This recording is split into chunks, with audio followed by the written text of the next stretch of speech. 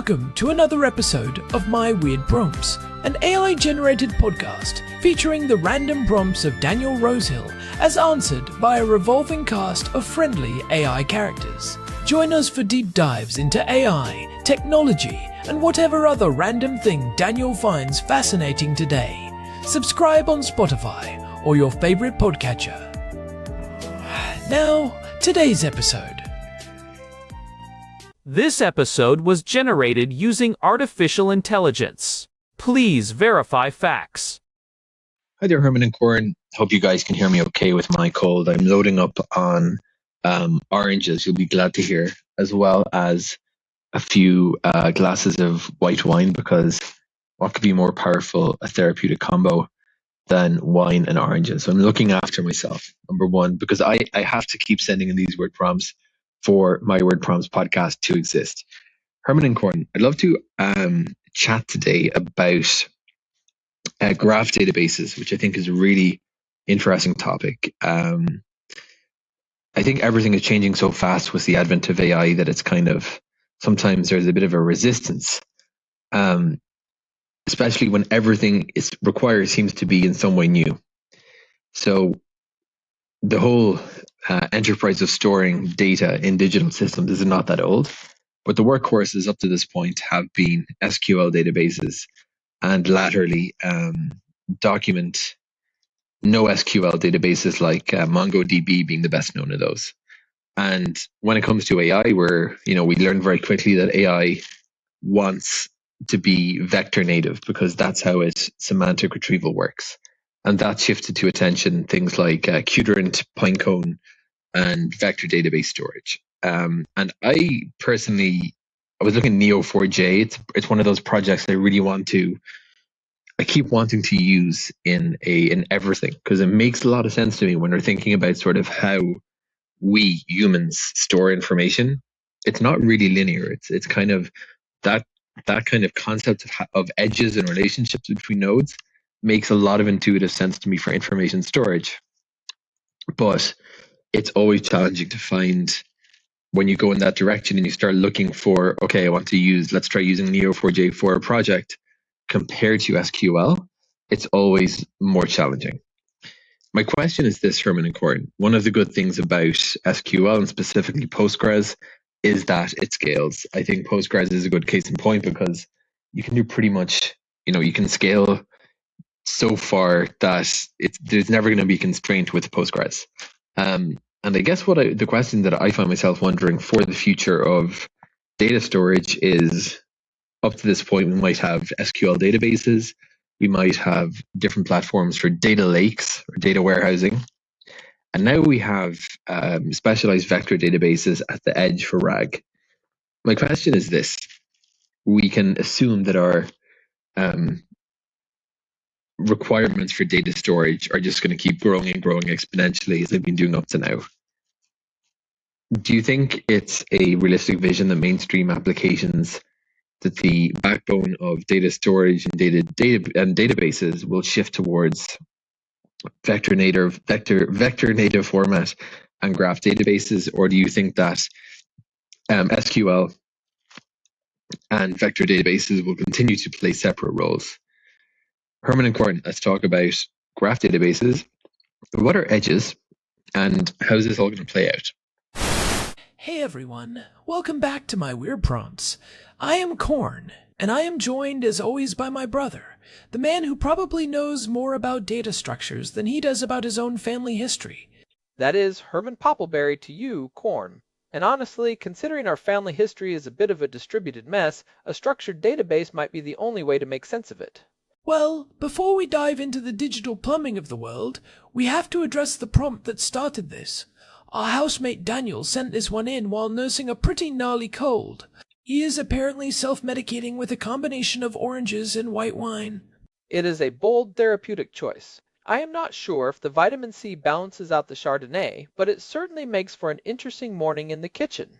He sounded a bit congested, but his brain is clearly firing on all cylinders because he is asking about the backbone of modern data storage. Specifically, he's looking at the collision between graph databases like Neo4j and the rise of vector native storage like Pinecone. He wants to know if SQL is going to be left in the dust and, crucially, what on earth an edge is. This is such a timely question for January 21st, 2026. We are at this fascinating inflection point where the way we store information is finally catching up to the way we actually think. For decades, we forced our data into these rigid rectangular boxes called tables. But AI does not think in tables. It thinks in relationships and high-dimensional space. Right, and Daniel mentioned that transition from SQL to NoSQL like MongoDB, and now to vector native.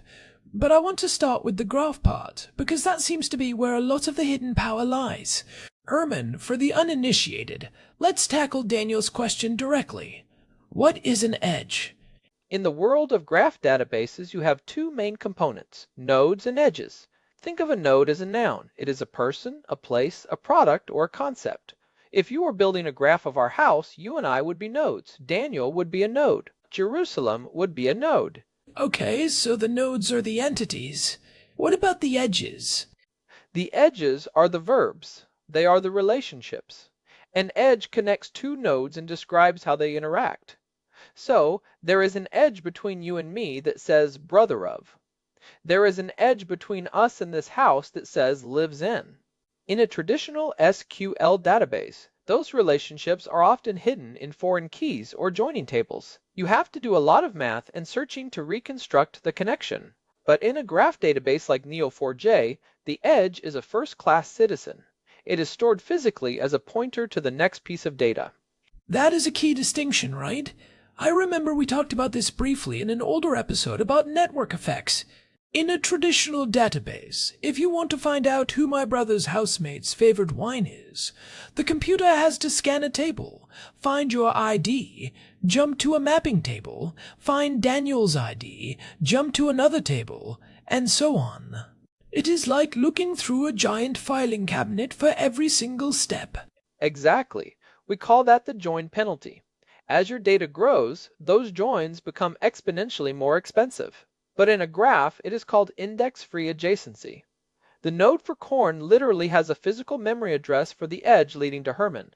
It is like a map where the roads are already paved. You just follow the path. It does not matter if you have 10 nodes or 10 billion, following a relationship takes the same amount of time. It is O of one complexity for each hop, rather than O log n for a search. So if graph databases are so efficient at relationships, why are we seeing this massive surge in vector databases? Daniel mentioned Pinecone in the idea of being vector native for AI. How does that fit into the picture? This is where the story gets really interesting here in 2026.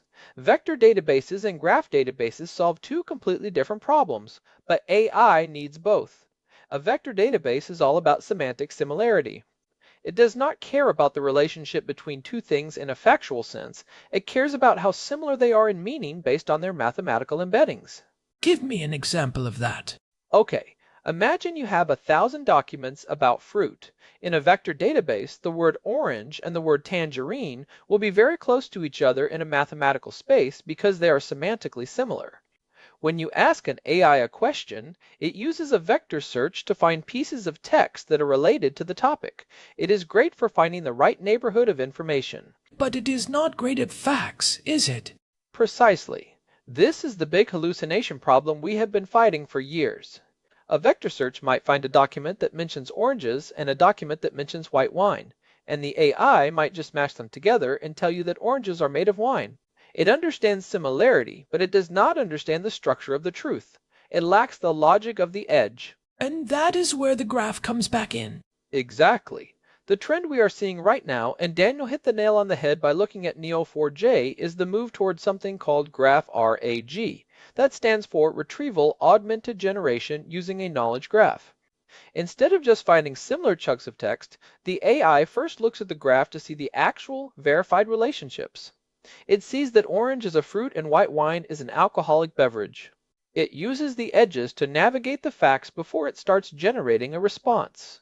Research has shown that GraphRAG significantly improves accuracy on multi-hop questions compared to standard vector retrieval.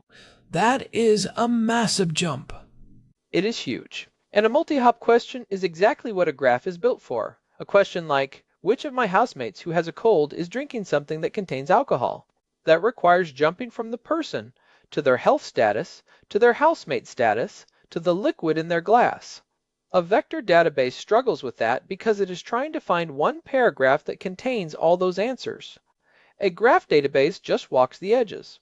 So, to Daniel's big question, do we think the backbone of storage is going to shift toward these vector native and graph formats, or will SQL keep its crown? I think we are seeing the end of the database monogamy era. For a long time, the advice was just put it in Postgres, and honestly, Postgres is putting up a hell of a fight. Have you looked at the latest updates for PG Vector? I have. It is impressive. They have commoditized the vector part so well that for a lot of mid-sized companies, a specialized vector database like Pinecone is starting to feel like an unnecessary extra cost. If you can keep your users, your transactions, and your embeddings all in one Postgres instance, why wouldn't you? Right, but there is a limit. When you get into the hundreds of millions of vectors or incredibly complex relationship webs, the overhead of a relational database starts to show. I think the future is polyglot, but with a twist. We are seeing Neo4j add native vector support, and we are seeing vector databases try to add metadata filtering that looks a lot like SQL. It is a convergence. Everyone is moving toward the center, but I suspect the primary backbone will depend on the nature of the application. If you are building a social network or a supply chain tracker, your backbone is a graph. If you are building a simple search engine, it is a vector store. If you are doing accounting, it is still SQL. I agree, but I would add one thing. I think the knowledge graph is becoming the new gold standard for enterprise AI. Companies are tired of their chatbots making things up. They want a source of truth that they can audit. You can't really audit a vector space. It is just a bunch of floating point numbers. But you can audit an edge in a graph. You can look at it and say, who created this relationship? When was it last verified? That auditability is so important. We talk a lot about trust in AI, and you can't have trust without traceability. If the AI says Daniel is drinking wine because he has a cold, I want to be able to trace that back to a specific edge in the database that connects those two facts. Exactly. And that brings us back to Daniel's question about how this is all going to play out. I think we are going to see a lot more developers reaching for Neo4j as their secondary database. They will keep their main records in SQL, but they will sync a portion of that data into a graph specifically to power their AI agents. It is about giving the AI a map of the world instead of just a pile of books. You know, it is funny you say that. I was reading a paper the other day about the cost of indexing. Building a full knowledge graph from unstructured data is still really expensive. You have to run the text through an LLM to extract the entities and the relationships. It is not like SQL where you just dump a CSV file and you are done. That is the big hurdle. We are in the manual labor phase of graph building. But we are seeing tools now, automated graph extractors that are getting much better. They can take 1,000 PDFs and automatically build a Neo4j graph by identifying the recurring nouns and how they connect. Once that becomes cheap and reliable, the game is over for traditional search. So, if you are a developer listening to this today, where do you put your time? Do you go deep on Cypher, which is the query language for Neo4j? Or do you stick with learning how to optimize HNSW indexes in a vector store? Honestly, learn both, but prioritize the logic of the graph. Vectors are becoming a commodity. Every database has them now. Knowing how to tune a vector index is going to be like knowing how to tune a B-tree index in SQL. It is a basic skill. But knowing how to model a domain as a graph, that is where the real architectural value is. It requires you to actually understand the business you are working in. It is the difference between being a mechanic and being an urban planner. The mechanic knows how to make the car go fast. That is the vector optimization. But the urban planner knows where the road should go to actually get people where they need to be. I love that analogy. And for Daniel, the urban planner in our house, he is already thinking about the roads. He is just trying to figure out if those roads should be paved with vectors or edges. Well, based on his current state, I think his roads are mostly paved with orange peels and wine corks. But let's talk about the practical side for a second. If someone wants to start with Neo4j today, what is the biggest mistake they usually make? They try to model it like SQL.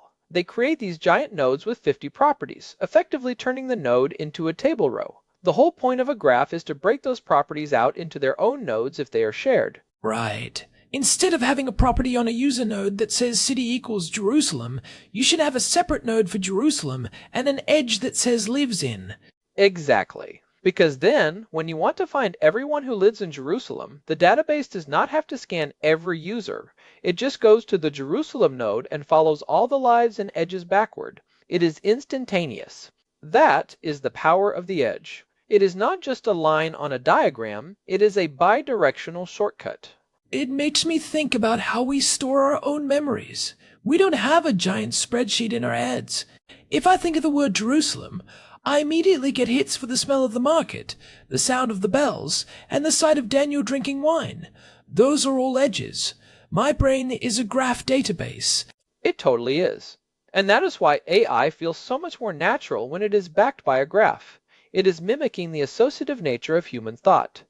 When we talk about AI wanting to be vector native, what we really mean is that AI wants to understand meaning. But when we say it needs a graph, we mean it needs to understand context. Meaning without context is how you get hallucinations. So, to wrap up Daniel's question about whether SQL and vector databases will continue to play separate roles, I think the answer is a soft yes, but they are becoming features of each other. We are moving away from the idea of a vector database as a standalone thing. It is becoming a capability that you expect from your primary data store, whether that is relational or graph-based. Right. I don't think Pinecone is going away, especially for massive scale applications, but I think for the average developer the choice will be, do I use the vector features in my SQL database, or do I use the vector features in my graph database?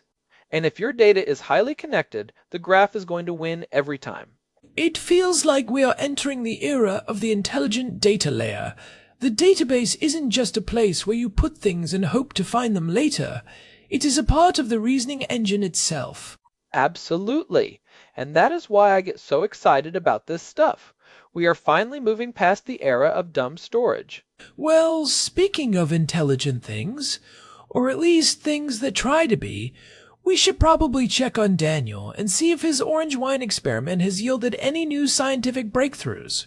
Or at least see if he has managed to create a graph of all the napkins he has used this morning. Before we sign off, I want to remind everyone that if you are enjoying these deep dives into the weird prompts Daniel sends us, we would really appreciate it if you could leave us a review on your podcast app. Whether it is Spotify or Apple Podcasts, those ratings really help other people find the show.